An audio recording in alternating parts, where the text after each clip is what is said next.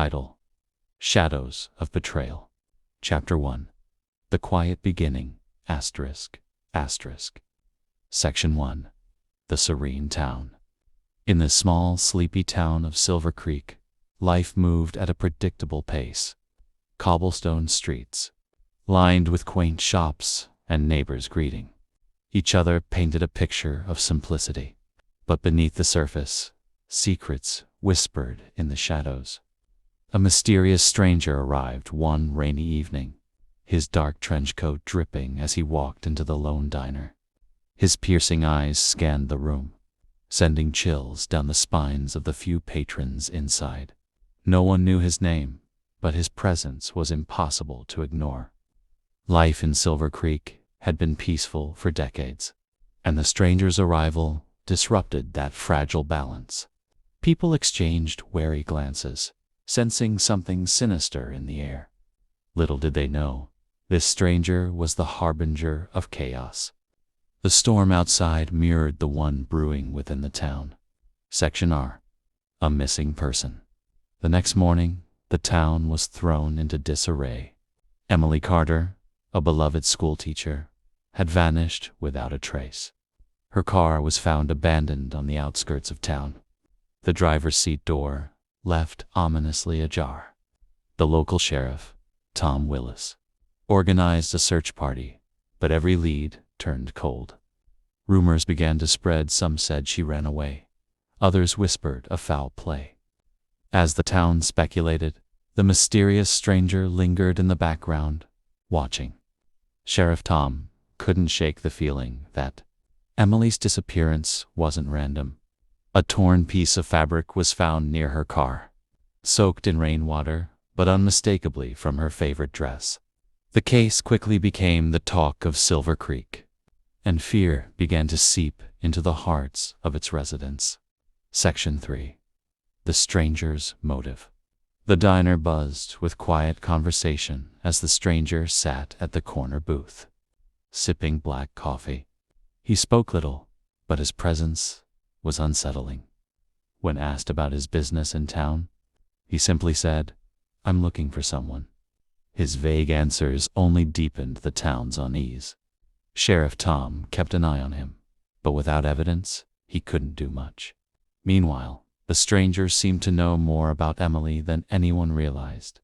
A cryptic note was found at her home, reading, "*The truth hides in plain sight." The stranger's cold demeanor made him a prime suspect, but his movements were calculated, leaving no trace for the authorities. Section Civ. A. Dark Discovery. 3 days after Emily's disappearance, the search party stumbled upon an abandoned cabin deep in the woods. The air around it was heavy, as if the trees themselves held their breath. Inside, they found Emily's scarf, torn and bloodied, lying on the dusty floor. But there was no sign of her. The walls were covered in strange symbols, drawn hastily in charcoal. Sheriff Tom stood in the doorway, his heart sinking as he realized this was no ordinary crime. The symbols seemed familiar, like something he'd seen in old case files long forgotten. Chapter 2: The Investigation Deepens. Section 1: The Stranger's Shadow. Sheriff Tom couldn't shake the stranger from his mind. His every move seemed deliberate, as though he was waiting for something or someone. Tom decided to dig into the man's background, but the name he provided, Nathan Black, yielded no results. Nathan continued to haunt the diner, always seated at the same booth by the window, watching the world pass by. The town's unease grew, with some whispering that Nathan was the cause of Emily's disappearance. But Nathan remained calm, unbothered by the rumors swirling around him. The sheriff knew he needed answers, but Nathan gave none. Instead, his cryptic remarks, such as "you're asking the wrong questions," only deepened the mystery. Silver Creek was no longer a quiet town. It was a place trembling on the edge of something dark. Section 2: Secrets of the Cabin. The symbols found in the abandoned cabin were unlike anything Sheriff Tom had seen before. He consulted an old friend, a retired detective who specialized in occult cases, and the answer was chilling. The symbols were part of an ancient ritual, one associated with summoning and sacrifice. Tom's blood ran cold as he connected the dots. Emily's disappearance wasn't random, and it wasn't over. The discovery sent shockwaves through the town, where fear replaced hope. As the sheriff tried to keep the truth quiet, whispers of cults and sacrifices began to spread like wildfire. The question lingered in everyone's mind: was Emily still alive? Or had she already become a part of something unspeakable? Section 3. A warning ignored. Nathan approached Sheriff Tom one evening outside the station. His tone calm, but his words unsettling. "You're looking in the wrong places," he said, his piercing gaze locking onto Tom's. "The answers are closer than you think." Tom dismissed him, too frustrated and tired to entertain cryptic riddles. But Nathan's words stayed with him, gnawing at the edges of his thoughts. Later that night, Tom received an anonymous phone call. A distorted voice whispered, "If you want to save her, stop asking questions." Tom gripped the phone tightly, his heart racing. He knew he couldn't stop. Emily's life depended on him finding the truth, no matter how dangerous it became. Section 4. Another disappearance. Just as the town was reeling from Emily's case, another person vanished. Mark Reynolds, a local mechanic, failed to return home one night.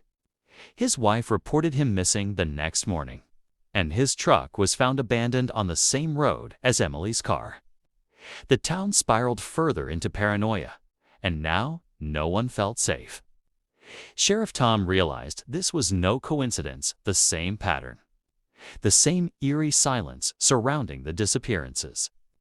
Nathan watched from the sidelines, his expression unreadable, as though he knew exactly what was happening. Tom began to suspect that Nathan wasn't just a stranger. He might be deeply tied to the nightmare unfolding in Silver Creek. Chapter 3. A Town Divided. Section 1. Fear Takes Hold. The once united town of Silver Creek was now fractured. Neighbors who had shared smiles now exchanged suspicious glances. People began locking their doors and windows, even during the day. The diner, once a place of laughter, was now filled with hushed whispers and darting eyes. Rumors spread like wildfire: cults, kidnappings, conspiracies. Some blamed Sheriff Tom for not acting fast enough, while others pointed fingers at Nathan. The fear was palpable, and it was clear that the town's peace had been shattered for good. Tom tried to reassure the people, but his own doubts were eating away at him. Deep down, he feared they were right, he wasn't doing enough. Section 2. Nathan's revelation. Nathan finally broke his silence during another tense conversation with Tom. "You think this is about missing people?" he said with a cold laugh. "This is bigger than Emily or Mark. This town is sitting on a powder keg, and someone just lit the fuse." His words sent chills down Tom's spine. Nathan claimed he was searching for someone who had ties to the events in Silver Creek, someone who had unleashed the chaos. When Tom demanded proof, Nathan simply replied, "Look closer at the people you trust." It wasn't much, but it planted a seed of doubt in Tom's mind. Could someone in town be responsible for the horrors unfolding? Section 3. The Hidden Map. While searching through Emily's belongings, Tom stumbled upon an old, weathered map hidden in a false bottom of her desk drawer. The map detailed the outskirts of Silver Creek, with several locations marked in red ink. One of the locations was the abandoned cabin where her scarf had been found. Tom's hands trembled as he traced the lines on the map, realizing that Emily must have known something worth hiding. But why hadn't she come to him? And why did the map's markings align with old, unsolved cases from decades ago? The answers felt just out of reach, but Tom knew he was getting closer to the truth. Section 6. A deadly encounter. Late one night, while driving to one of the locations marked on the map, Tom's car was forced off the road by a shadowy figure. He barely managed to avoid crashing into a tree, his heart pounding as he stepped out into the darkness. The figure was gone, but a warning was left behind, a knife embedded in his car door with a note tied to it. The note read, "*Turn back or you're next." Tom realized this wasn't just a case of disappearances anymore. Someone was actively working to stop him, and they were willing to kill to keep their secrets buried. Chapter 4. The Cult's Return. Section 1. The Hidden Connection. The symbols in the cabin matched those found in old case files that Tom had pulled from the archives. Years ago, Silver Creek had been plagued by a series of disappearances linked to a rumored cult. But the case had gone cold. Tom realized the current events were a continuation of those unsolved crimes. Section 2. Nathan's True Role. Nathan revealed to Tom that he wasn't an ordinary stranger. He was a former investigator who had been tracking the cult for years. "They took someone from me," he said, his voice heavy with grief. "I've been hunting them ever since." Nathan's knowledge of the cult was extensive, and his presence in Silver Creek wasn't a coincidence. He believed the cult had returned to finish what they started, using the town as their base of operations. Though Tom was reluctant to trust him, Nathan's insight was too valuable to ignore. Section 3. The Marked Locations. The locations on Emily's map were all tied to the cult's activities. Old abandoned buildings, forgotten caves, and isolated clearings in the woods formed a trail that led to a single, ominous location: the ruins of an old church just outside of town. Nathan explained that the church had been the cult's gathering place decades ago. It was there that they performed their rituals, and it was likely where they'd taken Emily and Mark. The thought of what might be happening there sent chills through Tom. Section 4. The Gathering Storm. As Tom and Nathan prepared to confront the cult, the town's fear reached its breaking point. People began leaving Silver Creek, abandoning their homes in search of safety. Those who stayed barricaded themselves inside, hoping the nightmare would end.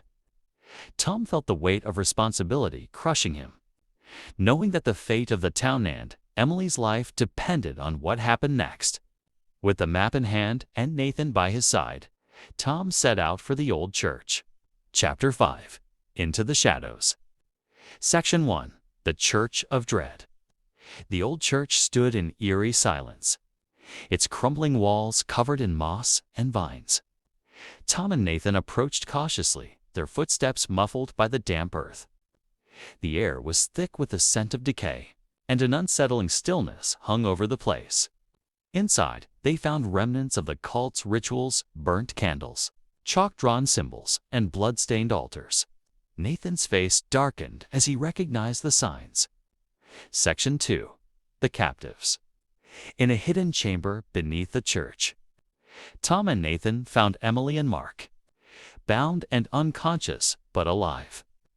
Relief flooded Tom's chest, but it was short-lived. The sound of footsteps echoed above them, followed by low, murmured chanting. Section 3. The Ritual Begins. As they carried Emily and Mark to safety, the cultists appeared, cloaked figures emerging from the shadows. Their leader, a tall figure with a mask resembling a goat's skull, stepped forward, blocking the exit. Chapter 6. The Awakening. Section E. The Aftermath. Tom and Nathan stumbled through the woods, carrying Emily and Mark as the terrifying sounds of the ritual echoed behind them. The forest was thick with tension, as if the very trees were watching. When they finally reached the safety of Tom's car, they collapsed in exhaustion. Emily and Mark slowly regained consciousness, their eyes wide with fear and confusion. Section R. Strange Phenomena. As the group returned to town, they were met with an eerie sight. Streetlights flickered erratically, and the air felt charged with static. Residents reported strange occurrences, animals behaving erratically, shadows moving on their own, and an unnatural chill that hung in the air. Tom tried to calm the growing panic. Section 3. The Old Journal. Emily revealed that she had been researching the town's dark history before her disappearance. She produced an old, leather-bound journal she had hidden before being taken. The journal belonged to a man named Elias Crane, a historian who had lived in Silver Creek decades ago. It detailed the rise of the cult, their rituals, and the horrific consequences of their actions. According to the journal, Section 4. The First Attack. That night, the town experienced its first direct attack. A black, writhing mist crept through the streets, consuming everything in its path. Buildings crumbled, and the mist seemed to drain the life out of anyone it touched. Tom and Nathan fought to evacuate as many people as possible, but the chaos was overwhelming. The mist seemed sentient, twisting and turning as though it had a mind of its own. Chapter 7.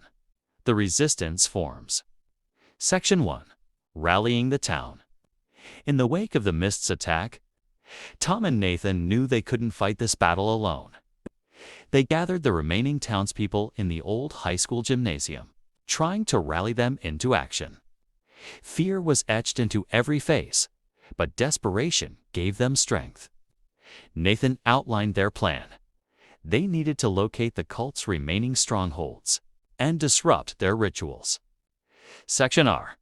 Emily's Insight. Emily, still shaken but determined, dove into Elias Crane's journal for answers. She discovered a passage that described a counter-ritual, one that could sever the Shadow King's link to the mortal world. The ritual required specific artifacts, scattered across the locations marked on her map. Section 3. The First Artifact.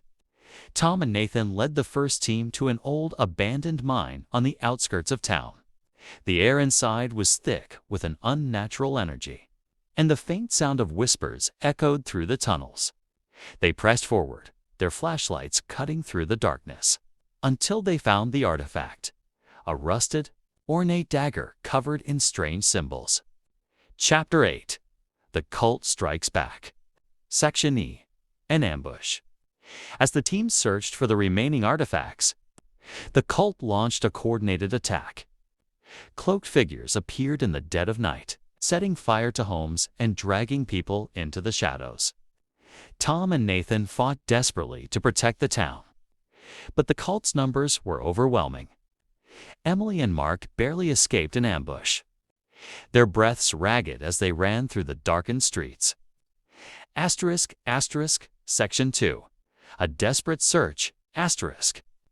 With time running out, Emily and a small group ventured into the woods to retrieve the second artifact, an ancient stone tablet inscribed with runes.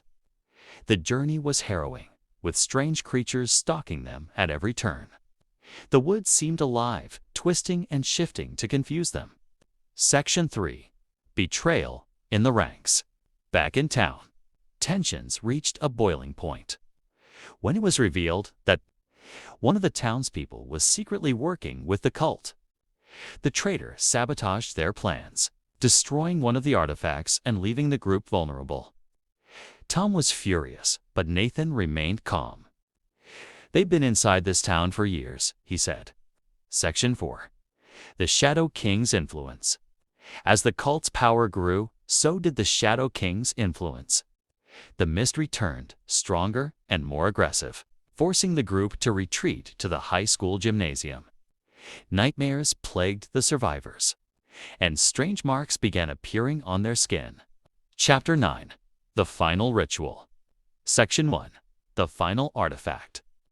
The last artifact was hidden deep within the ruins of the old church, where the cult had first summoned the Shadow King. Tom, Nathan, and Emily led the charge, knowing it was a trap. The air inside was suffocating, and the walls seemed to pulse with a dark energy. They found the artifact, a golden chalice, on the altar. But as they reached for it, the cultists emerged from the shadows. Section 2. The Counter-Ritual begins. Back at the gymnasium, Emily and Nathan began the counter-ritual. The artifacts were placed in a circle, and Emily read from Elias Crane's journal. The air crackled with energy as the ritual began. But the cultists weren't going to let them succeed. They launched a final assault on the gymnasium, breaking through the barricades and swarming the survivors. Section 3. The Shadow King's Wrath. As the counter-ritual progressed, the Shadow King appeared in his full forma, towering, otherworldly figure made of darkness and flame. His presence was overwhelming, and even Nathan faltered for a moment. The Shadow King's voice echoed through the gymnasium, promising destruction and despair. Section C. A Sacrifice Made. In the final moments of the ritual, Nathan realized that it required a sacrifice to succeed. Without hesitation, he stepped into the circle, offering his life to seal the Shadow King away. "Finish it," he told Emily, his voice steady. The room filled with blinding light as the ritual completed. Chapter 10. The Aftermath. Section E. A Town Rebuilds. Silver Creek was left in ruins, but the survivors were determined to rebuild. The mist was gone, and the strange phenomena had ceased. But the scars of the battle remained. Tom took on the role of leader, guiding the town through the difficult days ahead. Emily stayed by his side, using her knowledge to help rebuild what had been lost. The town would never be the same, but they had survived. Section 2. Remembering the Fallen. A memorial was erected in the town square, honoring those who had given their lives to stop the cult. Nathan's name was at the top, his sacrifice remembered by all. Tom often visited the memorial, reflecting on the events that had changed their lives forever. He knew that without Nathan's bravery, they wouldn't have made it. Section 10. A Lingering Threat. Though the cult had been defeated, whispers of their presence still lingered. Strange symbols appeared in the woods, and some residents reported seeing shadowy figures at night. Tom and Emily knew they had to remain vigilant. The Shadow King's power had been sealed, but they couldn't be sure it was gone for good. Section 6. A New Beginning. Despite the lingering fears, the people of Silver Creek began to rebuild their lives. The town grew stronger, united by their shared experiences. Tom and Emily continued their fight against the darkness, determined to protect their home. Silver Creek had faced the unimaginable and survived, proving that even in the darkest times, hope could prevail.